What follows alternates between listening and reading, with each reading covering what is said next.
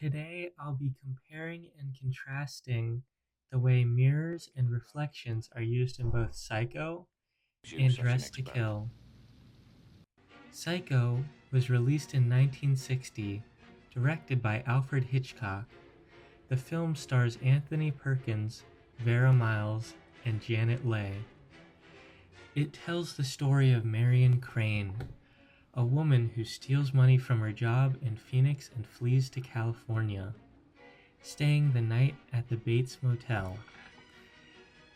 While taking a shower during her stay, she is murdered by Norman Bates, disguised as his mother.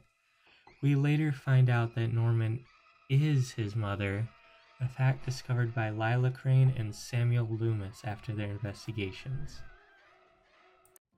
When I discuss Dress to Kill, I'll be referring to Dr. Robert Elliott and Bobby as two separate characters and gendering them as such. Dress to Kill was released in 1980, directed by Brian De Palma. It is a direct riff on Psycho. The film at first centers around housewife Kate Miller, played by Angie Dickinson, who ends up getting slashed to death in an elevator. The protagonist role then switches to Liz Blake, played by Nancy Allen, who, after being accused of the murder, teams up with Kate's son Peter, played by Keith Gordon, to discover the true identity of the killer, who they know is one of Dr. Robert Elliott, played by Michael Caine's, patients. After discovering that the killer, Bobby, is what I can best describe as the alternate transgender personality of Dr. Robert Elliott, he is arrested and sent to a mental asylum. In the art of Alfred Hitchcock, the mirror is not only a traditional, disturbing Gothic prop, it's also a marker of the haunted double, and it effectively splits everyone's image. Mirrors are everywhere in both Psycho and Dress to Kill. While Psycho uses mirrors to, quote, effectively split everyone's image, Dress to Kill's mirror symbolism is between characters. In Psycho, mirrors are placed in almost every scene, from the hotel room, to the rearview mirror, to the Bates Motel. The main characters functionally have an alternative self. Marion's good, honest worker self, contrasted with her thieving, runaway self. Samuel's manly, righteous self, contrasted with his deaded, lustful self.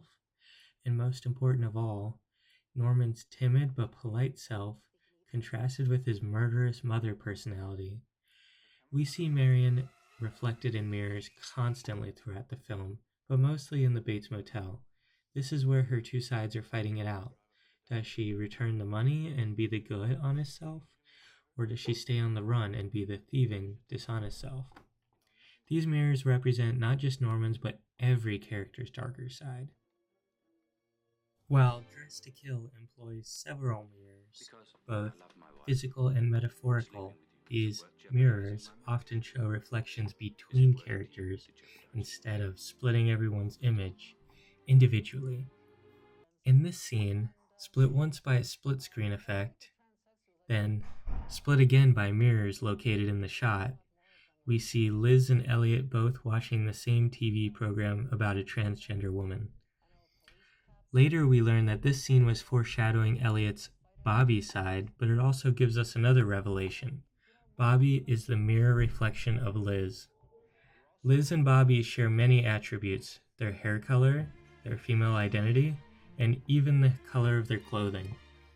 However, these attributes are depicted in different ways between them. Liz's blonde hair is natural, but Bobby wears a wig. Liz is, presumably, a cis woman, while Bobby is a trans woman. And Liz wears light, fashionable clothing, even her lingerie is black, while Bobby wears a heavy, black trench coat. In conclusion, both Psycho and Dress to Kill use mirrors and symbolism, but to split the characters in different ways.